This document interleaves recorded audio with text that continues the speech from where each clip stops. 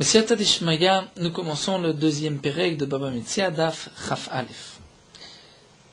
La Mishnah nous enseigne Elo Metziot Shelo, voici les objets que si on les trouve dans la rue, dans un Reshut Arabim, donc ce qu'on a trouvé Metziot, c'est les Troumaï, ce qu'on a trouvé Shelo, qui lui appartiennent, que celui qui a trouvé peut les prendre pour lui, Velo Chaev Lachiz, voici les Metziot qu'il doit proclamer. Nous verrons par la suite dans la Gemara comment on proclame, comment on va chercher le propriétaire. Elo Metziot Shelo. Voici les Metziot Shelo qui sont à lui.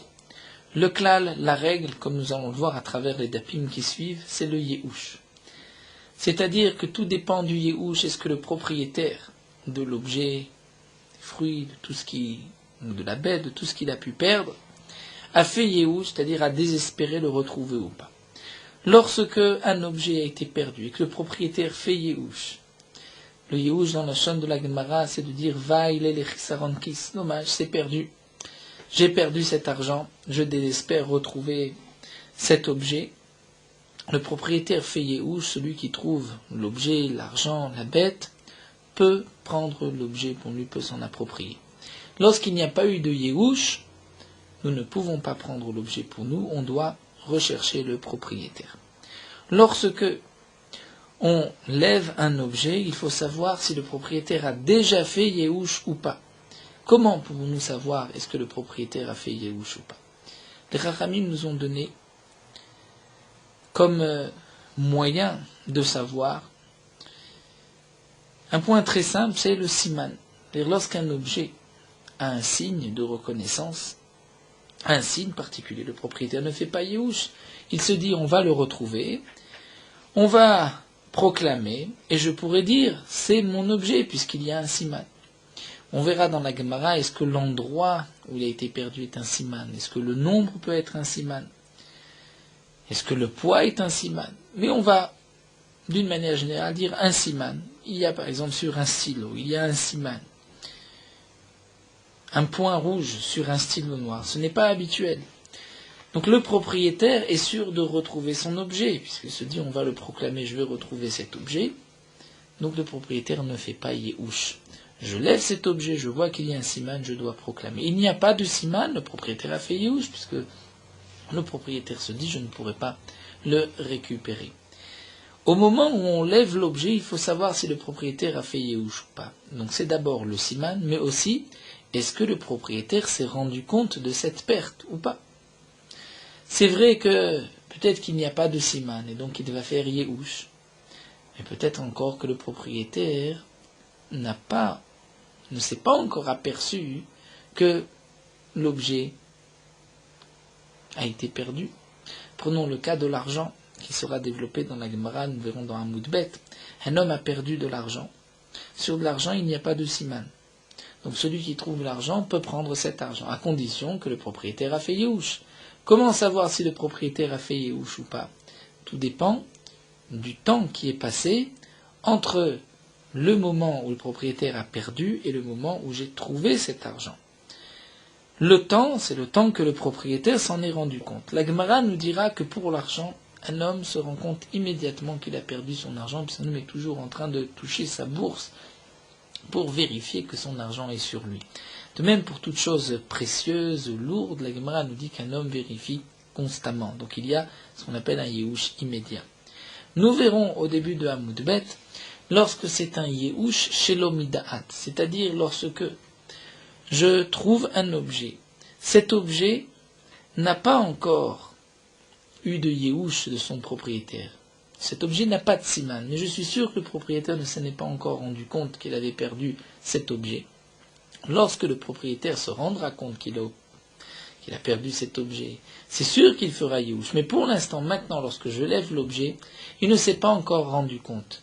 C'est un yehush shelo mida, c'est-à-dire aujourd'hui c'est un yehush qui est dans son inconscient, puisqu'il ne sait pas qu'il l'a perdu, mais c'est sûr qu'il aurait fait yehush. Est-ce que le yehush est valable ou pas? C'est une marloquette à Abaye et Rava que nous verrons à Moudbet. On peut donc maintenant commencer la soubia. Et le Metziot Shelo, voici les Tumvaï, les objets trouvés, les biens trouvés chez l'eau qui sont à lui. Matzah perot mefuzarim, un homme a trouvé des fruits éparpillés. Il n'y a pas de siman.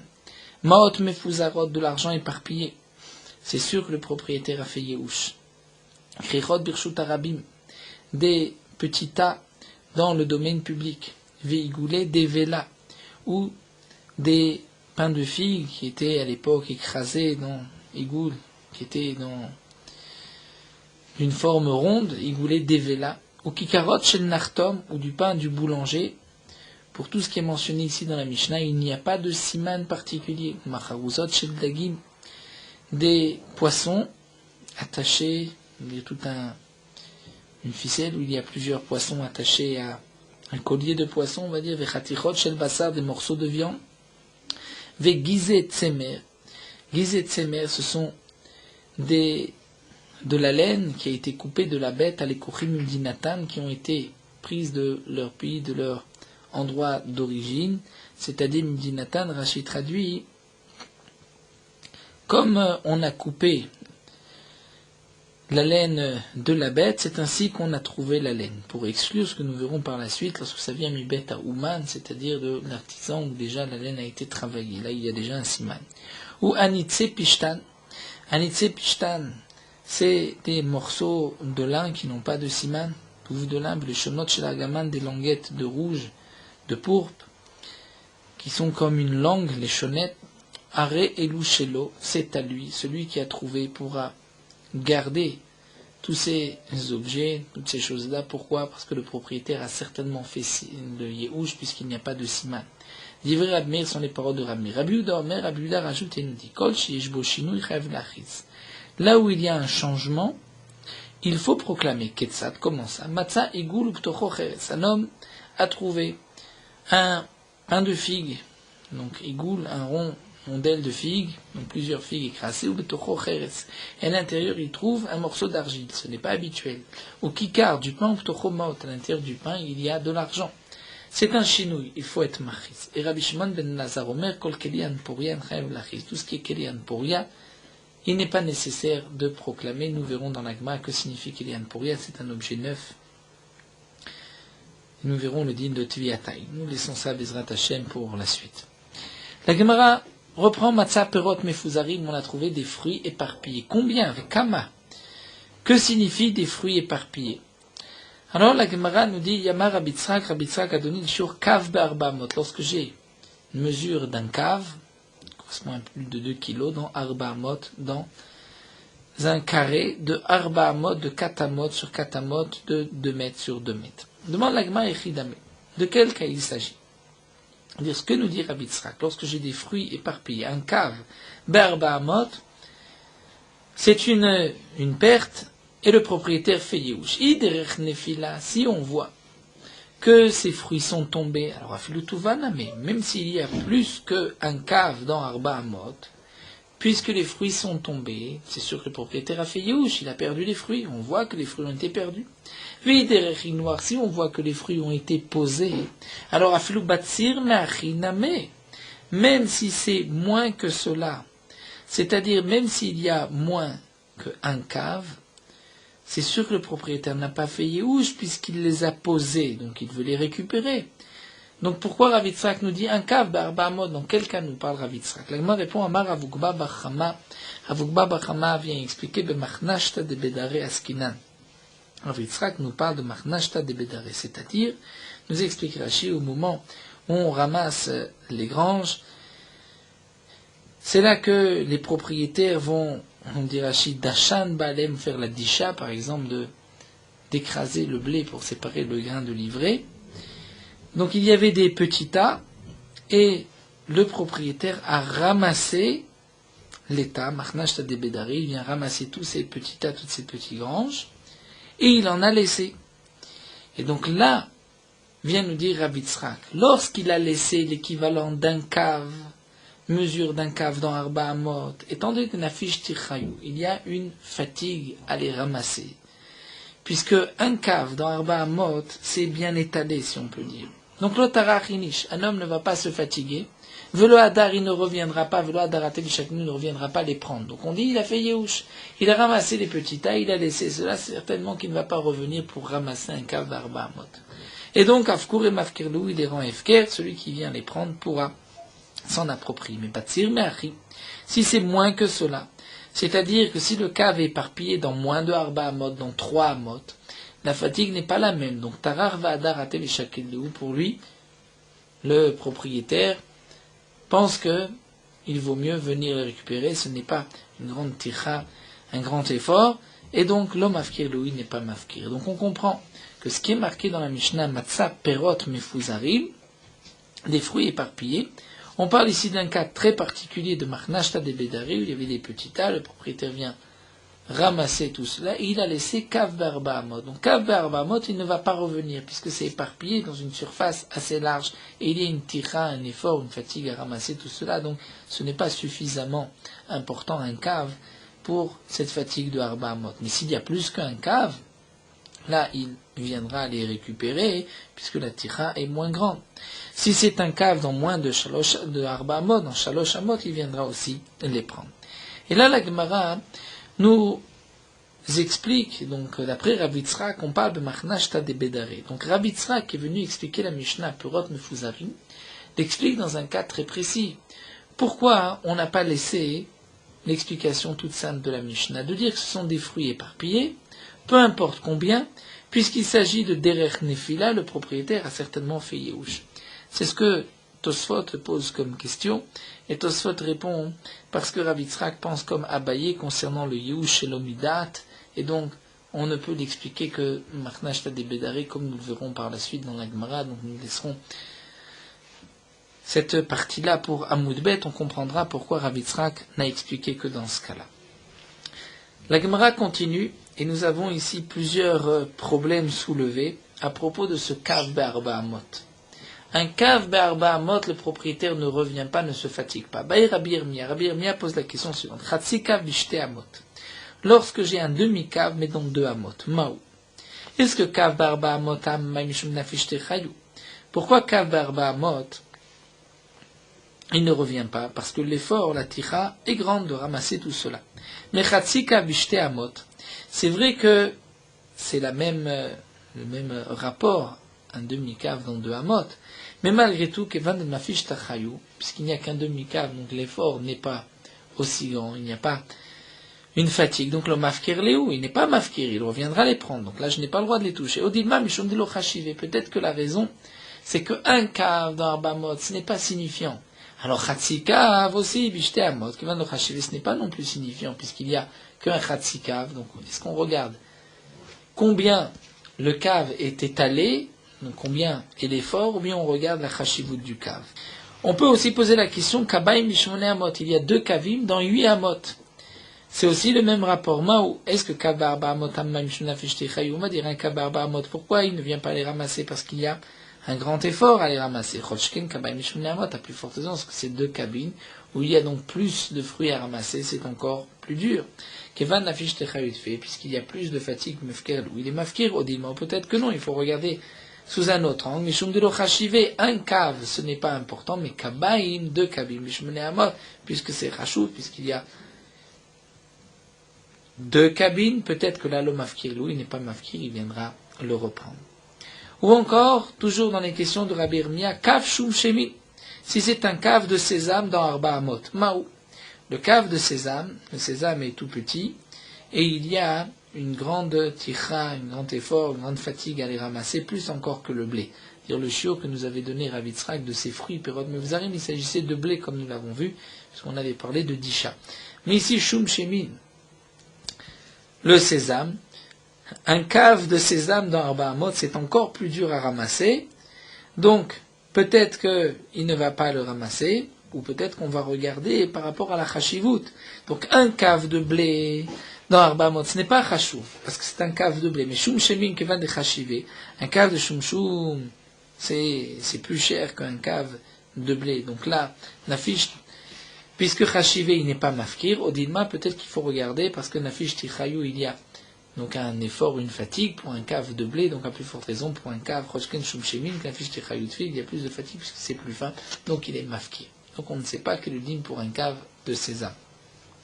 Inversement, cave tmaré d'Arba Amot, lorsque j'ai un cave de date dans Arba Amot, ou cave rimoné, un cave de grenade d'Arba Amot, Mao. Est-ce que je dis cave d'Arba Amot à Mamshum de Chachivé parce que la mesure d'un cave n'est pas chachouv, alors cave tmaré barba mot, cave mot, namek va no chachivé. Une mesure de cave, de date ou de grenade n'est pas chachouv, donc là aussi cave d'arba mot, il est mafkir. Odilma, ou peut-être, mais on regarde la fatigue, et la fatigue c'est un cave de blé. Mais lorsque j'ai une mesure de date ou de grenade, la fatigue est moins grande, les fruits sont plus gros. Donc quel est le din teku? Donc l'agma ne sait pas répondre, on attend Eliyahu Navi pour la réponse à cette question. Donc ce que nous a dit Rav Yitzhak, c'est à propos du blé, un cave d'arba amot, on parle de machnashta de bedare, mais on ne sait pas si c'est par rapport à une tira, à la fatigue, l'effort de ramasser ce blé, ou c'est par rapport à la quantité que le propriétaire ne reviendra pas et qu'il est mafkir. Donc lorsqu'on a trouvé cave d'arba amot, on sait, nous dit Rav Yitzhak, que le propriétaire a été mafkir, il ne reviendra pas, j'ai le droit de prendre ce cave pour moi. Lorsque c'est plus qu'un cave, ou c'est un cave dans moins de arba amot, dans 3 amot, là le propriétaire reviendra. La Gemara continue avec cette nouvelle soubia Itmar, Yehush Lomidat. Donc nous commençons à Moudbet, Yehush Lomidat. Lorsque nous avons un Yehush, le propriétaire a fait Yehush Lomidat, mais il n'est pas conscient qu'il a fait Yehush. C'est-à-dire, aujourd'hui il n'a pas fait Yehush, mais lorsqu'il va entendre, il va s'apercevoir qu'il a perdu cet objet, il fera Yehush. Quel est le statut de ce Yehush? Abaye Amar lo ave Yehush, Verava Amar ave Yehush. Abaye dit ce n'est pas un bon Yehush, Rava dit c'est un Yehush. D'après Abaye, si j'ai trouvé cet objet avant que le propriétaire ne fasse Yehush, ce n'est pas bon, je dois le rendre. D'après Rava, étant donné que lorsqu'il va s'en apercevoir, il fera Yehush, donc le Yehush est valable. Et l'agma précise Bedavar Sheish Bo Siman. Si on parle ici d'un objet qui a un siman, il y a un signe de reconnaissance. La coulée a mal obligé des lois Yehush. Abaye et Rava ne sont pas en marloquette, ils sont tous d'accord que ce n'est pas un Yehush. Et plus encore, Afalgar des chaminées des Meyaesh, les sauf, même si j'ai entendu par la suite que lorsque j'ai trouvé cet objet, prenons un exemple, on a trouvé un portefeuille avec un siman. C'est-à-dire que dans ce portefeuille, même le nom du propriétaire est marqué. J'ai ramassé ce portefeuille, je m'approche du propriétaire et je l'entends dire à quelqu'un, ah, ce portefeuille que j'ai perdu, je fais Yehush, je ne le retrouverai pas. Donc je peux dire, je ne lui ai pas encore rendu, il a fait Yehush, je le garde. Non. Ici, nous dit l'agma, même si j'ai entendu qu'il a fait Yehush par la suite, le Yehush, ce n'est pas un Yehush. Pourquoi? Parce qu'au moment où j'ai trouvé ce portefeuille ou cet objet qui a un siman, c'était avant Yehush. Donc, Bisura Teleyade. C'est ce qu'on peut dire Bisura, c'est-à-dire Biso, c'est-à-dire avec une obligation de le rendre. Pourquoi? Parce que théoriquement, lorsque un homme s'aperçoit qu'il a perdu cet objet qui a un siman, l'omeyaesh, il ne fera pas Yehush. Pourquoi? Mais Maramari va dire simanaït le begavé, j'ai un signe dans ce portefeuille, dans cet objet, et avna simané. Donc lorsqu'on va proclamer l'objet, je vais donner le siman, mais chaklinale, et je le prendrai. Donc dans ce cas-là, même si je l'ai entendu par la suite faire Yehush, ça ne veut pas dire qu'auparavant il avait fait Yehush, au contraire, je dis qu'au moment où je l'ai trouvé, j'avais une obligation de le rendre, il n'y avait pas encore de Yehush, donc je dois le rendre. Il n'y a pas là de Yehush. Et donc je dois rendre l'objet. Inversement, nous dit la Gemara, s'il s'agit Bezuto Shelia, c'est-à-dire, nous dit Rashi, au moment de la marée, il y a, nous dit Rashi, certains endroits où la mer monte et la mer redescend, un bas de marée, où la mer peut même reculer de 10 parsaot, qui correspond presque à 40 km, nous dirait Rashi. 2 fois par jour, et donc la marée va emporter tout ce qu'elle trouve sur son passage, et j'ai trouvé par la suite Bezuto Sheliam un objet, ou bien Beshtolito Shelnar, c'est-à-dire le fleuve a débordé, et il y a un objet avec un siman. Là nous dit l'agma, il n'y a pas non plus de marloquet. Tafalgav dit besiman, même s'il y a un siman rachamana shari, la Torah nous permet de le prendre. Kedebainan emar le kaman, comme on dira par la suite, ou l'agmara nous rapportera par la suite, dans la Sugia, on rapportera le Mekor, un pasouk, comme quoi, ce qui a été emporté par la marée ou par un débordement du fleuve, il y a, c'est Avudam Menum Kol Adam, et donc tout celui qui le prendra en deviendra propriétaire. Donc sur ces points-là, lorsqu'il y a un siman, il n'y a pas de marloquette, ce n'est pas un Yehush. Dans Uto Sheliam, même s'il y a un siman, c'est permis. Leur marloquette entre Abaye et Rava, c'est qui pliait Bedavar Shen Bosiman, dans un objet qui n'a pas de siman. Et le propriétaire ne s'en est pas encore rendu compte. Lorsqu'il va se rendre compte qu'il a perdu l'objet, il fera Yehush. Aujourd'hui, il n'a pas fait Yehush et j'ai trouvé l'objet. Abaye Amar lo avait Yehush. Abaye dit ce n'est pas un Yehush. Dalo Yadad n'a falmine, parce que le propriétaire ne sait pas qu'il l'a perdu. Rava Amar avait Yehush. Rava dit non, c'est un Yehush. Pourquoi? Yadad n'a falmine. Mais Yaesh, parce que lorsqu'il va savoir, il va se rendre compte qu'il a perdu. Il fera Yehush. Même Maramar, il va dire Simana Anet li Begave.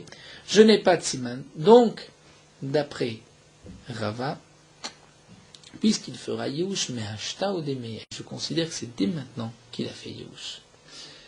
Tashma, la Gemara vient nous apporter des preuves de la Mishnah. C'est marqué Perot Mefuzari. C'est-à-dire que si on a trouvé des fruits éparpillés, dans ce cas-là, on peut les garder. Pourtant, demande la Gemara lo Yadad Nafalmine, le propriétaire ne sait pas que ces fruits sont tombés de chez lui, et donc, il ne peut pas y avoir de Yehush. C'est un Yehush chez l'Omidat, c'est sûr que comme il s'agit de fruits Perot Mefuzari, donc il n'y a pas de siman, il fera Yehush, mais pour l'instant il n'a pas fait Yehush. Donc c'est un Yehush chez l'Omidat, et pourtant on voit que je peux les garder. Donc, Have Yehush, c'est une question sur Abaye. L'Agma répond à Amar Ravugba Bachama. Voici que déjà Ravugba Bachama avait expliqué que Achab Machnash Tadebedare Askinan, ici il s'agissait de celui qui sur le champ avait ramassé et fait des petits tas, et donc lorsqu'il était parti, il avait laissé ses fruits éparpillés, parce que, comme nous l'avons vu, il y avait donc une fatigue à les ramasser, et à ce moment-là, ce n'est plus un Yehush chez l'Omidat, au contraire, Aveda Midaati, il les a laissés parce qu'il ne les voulait pas. Donc ce n'est pas un Yehush chez l'Omidat, c'est un Yehush, il a fait ce Yehush consciencieusement. Tashma, la Gemara poursuit et nous apporte une autre preuve. Ma'ot mefuzarot, dans la Mishnah, nous avons vu que Ma'ot mefuzarot, c'est-à-dire de l'argent éparpillé. Ari Lushelo, c'est pour lui. L'argent éparpillé, c'est pour lui, il peut les garder, celui qui les a trouvés. Pourtant, le propriétaire, Haloyadama, Yaloyadad Nafalmini, il ne sait pas que cet argent est tombé de sa poche. Et donc, c'est un Yehush chez l'Omidat, et pourtant on voit que c'est un Yehush. L'Agma répond Hatam Name. Là-bas aussi on pourrait répondre Ker de Rav Yitzhak, comme l'enseignement de Rav Yitzhak d'Amar Rav Yitzhak, puisque Rav Yitzhak a dit, comme nous le verrons par la suite, que Adam Asoul et Mashmesh Bekiso Bechol Shavisha, un homme a l'habitude de toucher sa bourse chaque heure, à chaque instant, pour voir est-ce que son argent est bien sur lui. Et donc, cet homme-là, qui a perdu cet argent, c'est Ma'ot Mefuzarot, s'est certainement rendu compte immédiatement, après les avoir perdus, qu'il avait perdu cet argent, et donc il y a un Yehush avant même qu'on a ramassé, qu'on a trouvé l'argent. C'est donc un Yehush Midaat, ce n'est pas un Yehush Shelo Midat. Donc à Hanami, ici aussi on répondra, comme Rav Yitzhak l'enseignait ailleurs, nous verrons où, Adam Aswig Mashmesh Bekiso Bechol Sha'a Vesha, et donc un homme fait attention, et touche sa bourse, Bechol Sha'a Vesha, et donc il s'est rendu compte qu'il a perdu de l'argent. Dans les poskim aujourd'hui, il y a une question, est-ce que cette halakha est valable de nos jours, étant donné que nous n'avons pas l'habitude de mettre la main constamment dans la poche pour compter son argent. C'est vrai que tout dépend de la somme que l'on porte sur soi, mais malgré tout, pour des petites sommes, ou d'une manière générale, ce n'est pas Bechol Sha'a Vesha'a, donc on peut avoir perdu et seulement une demi-heure après avoir cherché cet argent, et entre-temps, peut-être une autre personne a trouvé cet argent qu'on a perdu. Donc quel est le din? Est-ce que là aussi on pourra appliquer le din de Yehush grâce à Rav Yitzhak, ou bien on dira que c'est un Yehush chez l'Omidat? On rapporte l'explication du Chazonish, il dit que puisqu'à l'époque, il y avait donc cette habitude de les Mashmesh Bekiso, les Chachamim ont fixé cette habitude comme étant une halakha, et donc aujourd'hui, même si on trouve de l'argent et qu'on sait qu'un homme ne regarde pas constamment dans sa poche, ne bouille pas pour voir combien il a d'argent, malgré tout, la halakha de cette Gemara reste d'actualité. Certains pensent malgré tout que pour une toute petite somme, il n'y a pas de Yehush immédiat. Tashma, la Gemara poursuit et nous rapporte un autre point de la Mishnah, c'est marqué des Vela avec Korotchen Narton, des mondelles de figues, des pains de figues et du pain du boulanger. Arelu Shelo Setalbi. Amaï, pourquoi va loyada de Nafalmine? Pourtant, celui qui l'a perdu ne sait pas qu'il a perdu. C'est vrai qu'il n'y a pas de siman, mais il ne sait pas encore que ceci lui est tombé de son sac ou de ses de ses mains, mais de sa charrette. Et la Gemara répond à Tamname, Hagav de Yakire Mida Yadebeu. Là-bas aussi, étant donné de Yakire, donc Yakire, nous allons suivre la traduction de Rashi, c'est-à-dire que le poids, c'est un massa kavet, c'est quelque chose de lourd, donc on se rend compte immédiatement lorsqu'on a perdu. Le Gaon nous rapporte ici sur le côté la girsa du roche, qu'il n'y a que non, ici c'est Agav des Chachivé, parce que ça a une valeur, c'est important. Donc l'homme fait attention et il s'en est certainement rendu compte. Tashma, on poursuit avec une autre Nikuda, un autre point de la Mishnah, ou le shonot shel argaman, des nonguettes de laine, de pourpre, Aril ou Shelo, c'est à lui, il n'y a pas de siman, Vamaï, pourtant demande Agmar, lo yada de nafal miné, le propriétaire ne sait pas qu'il l'a perdu, donc c'est un yush shelo midat, l'Agmar répond, Hatamname, agav de chachive, meshmouche, memash, meshbeouk, de ravitzrak. Là-bas, étant donné que c'est chachouv, c'est important, donc il va toucher constamment la shon chez l'Argaman, se rend compte est-ce qu'il l'a encore ou il l'a perdu, et donc le yush est immédiat, comme Ravitzrak l'a dit, pour de l'argent. Tashma, on continue avec une autre preuve, Amotzi Ma'od Bate Knisot Bate Midrashot, celui qui trouve de l'argent dans les synagogues ou les lieux d'études, ou Bechol Makom Sharabim Mesuyim Sham, dans tout endroit où il y a beaucoup de monde, il y a du passage, Aril ou Shelo, c'est pour lui. Pourquoi Mine Shevalim Itiashim? Parce que le propriétaire a certainement fait Yehush. Et demande l'Agma comment le propriétaire a fait Yehush, Valo Yada de Nafal Mine. Peut-être qu'au moment où j'ai trouvé cet argent, le propriétaire ne sait pas encore qu'il a perdu, et donc c'est un Yehush. Chez l'Omidat, c'est vrai qu'il fera par la suite Yehush, mais pour l'instant, il ne sait pas encore, il n'a pas fait Yehush. Est-ce que ce serait donc une preuve que Yehush, chez l'Omidat, avait Yehush? Une question sur Abaye. Amar Ravitzrak, là Ravitzrak répondit non. Adam Asoui Limashmesh Bekiso Becholcha. Un homme a l'habitude de toucher sa bourse constamment, et donc il y a un Yehush immédiat. Tashma, l'Agma poursuit avec encore une autre preuve, Memata et Kolada Mutarin Beleket. À propos d'un champ, où au moment de la moisson, le blé qui va tomber au moment de la moisson de la récolte, nous n'avons pas le droit de le prendre, on le laisse pour les pauvres.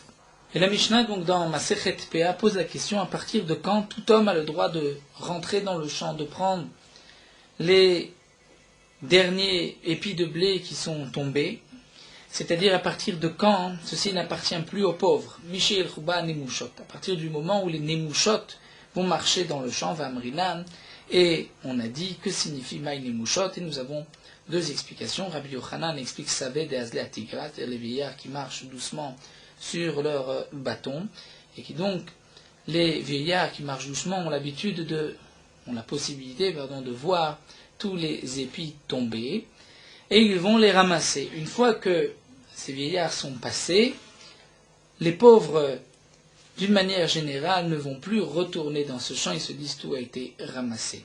Ou bien Resh Lakish lui explique comment l'écouter, bâtard l'écouter. C'est-à-dire que plusieurs fois, les pauvres sont rentrés dans le champ, donc on a tout ramassé.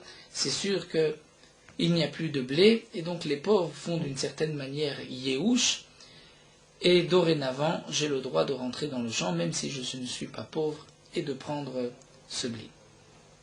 Ve'amai, mais demande l'Agma pourquoi c'est vrai que les pauvres d'ici, de cette ville, font Yehush, mais pourtant il y a d'autres pauvres ailleurs, qui eux, des l'homme Yaché, n'ont pas fait Yehush, puisqu'ils ne savent pas que les vieillards sont passés.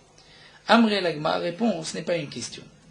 On ne considère pas ici que c'est un Yehush chez l'Omidat par rapport aux autres pauvres, mais dès le départ, puisqu'il y a des pauvres dans cette ville, les pauvres d'une autre ville n'espèrent pas prendre le leket des champs de cette ville. Hanar, les pauvres d'ailleurs, mais ils ont déjà fait Yehush Vamri, ils ont dit Anim Datam Elaktele. Les pauvres d'une autre ville pensent bien que les pauvres de cette ville, de ce quartier, vont prendre le blé de ce champ, et donc dès le départ, il y a un Yehush de la part de ces pauvres-là. Et les pauvres d'ici, lorsqu'ils ont vu que les Nemushot sont passés, ont fait de toute manière Yehush, donc il n'y a pas de Yehush chez l'Omidat, c'est un véritable Yehush.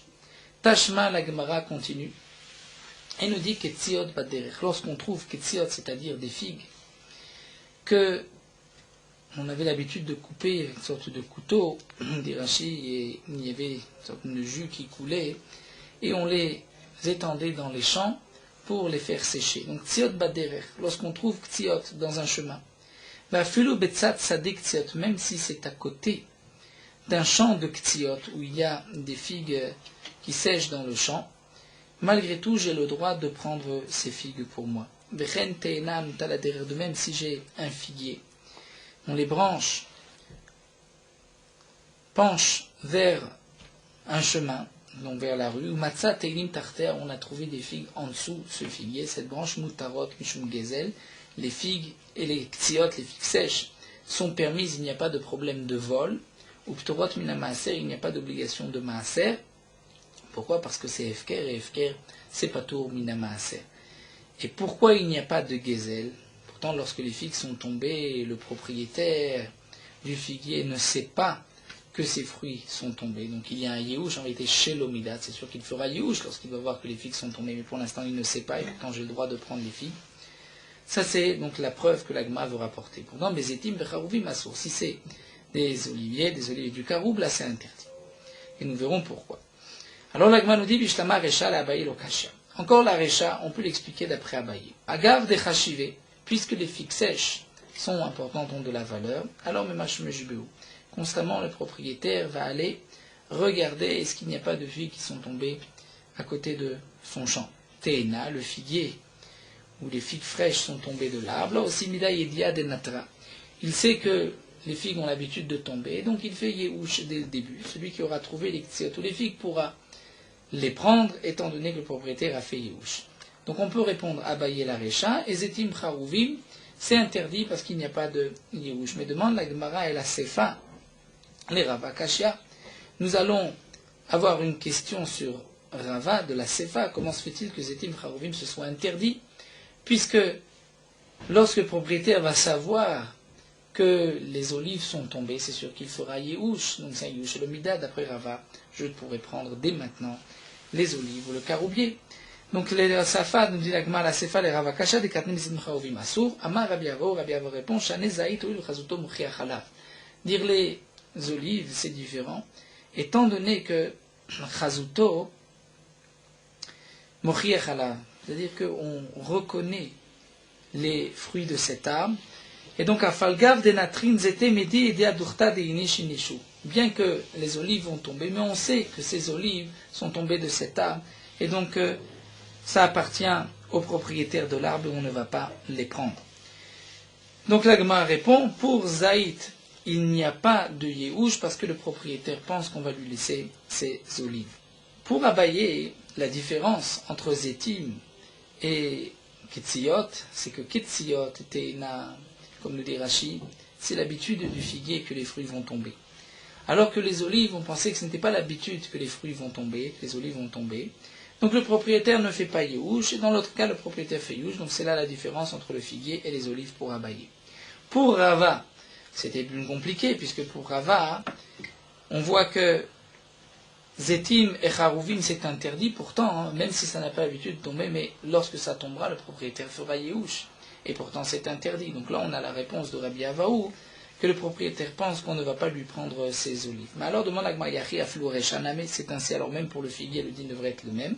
Et Amar Rav Papa répond non. Te'ena im nefilatan imeset. La figue, dès qu'elle tombe, elle s'abîme, puisqu'elle va s'ouvrir, éclater, et donc elle ne sera plus propre à la consommation, elle va aussi se salir, et donc elle sera dégoûtante, répugnante pour des limeset. Et donc c'est pour cela, nous dit Rashi, que même si le propriétaire sait que le fruit va tomber, malgré tout, il fait yéhouch, bien qu'il pourrait récupérer les figues. On sait que ça tombe de ce figuier, mais lui n'a pas l'intention de récupérer de telles figues, et donc dès le départ, il est meyash. Donc jusque-là, la Gemara n'a pas réussi à apporter de preuves, comme Abaye et comme Rava, est-ce que yéhouch l'omidat est un yéhouch ou pas. Nous allons nous arrêter là, la Gemara continuera avec notre preuve que nous verrons Bezrat Hashem par la suite.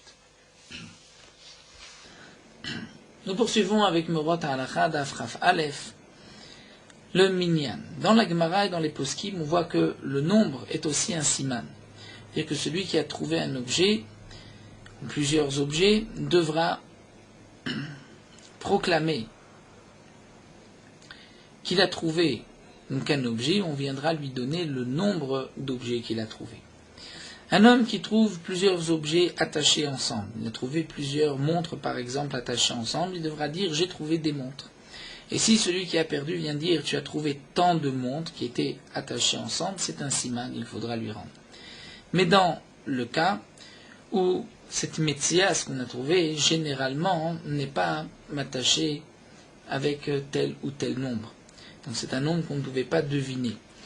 Mais si c'est une chose qui généralement est attachée ensemble, comme par exemple, prenons des piles. Bon, généralement, les piles sont vendues par 4. Ça dépend de la taille des piles. Mais souvent, les piles sont vendues par 4. Donc de dire j'ai trouvé des piles, mais oui, tu as trouvé 4 piles, ce n'est pas une preuve. Celui qui trouve plusieurs objets qui ne sont pas attachés ensemble, mais on voit que ces objets ont été posés au même endroit, ils ont été oubliés là-bas, il faudra proclamer, puisque le propriétaire pourra donner le siman, combien de ces objets il a posés dans cet endroit. Mais si on voit que les objets sont tombés du propriétaire, que le propriétaire ne pourra pas donner de siman en fonction du nom, puisqu'il ne sait pas, est-ce qu'ils sont tous tombés au même endroit, ou une partie ici, une partie plus loin. Donc dans ce cas-là, le nombre d'objets qui ont été trouvés ne sont pas considérés comme un siman, et le propriétaire va faire Yehush, puisque lui n'a pas de siman à donner, ni dans l'objet lui-même, ni dans leur compte, ni dans l'endroit, comme nous l'avons vu, puisqu'on voit que ces objets sont tombés sur son passage.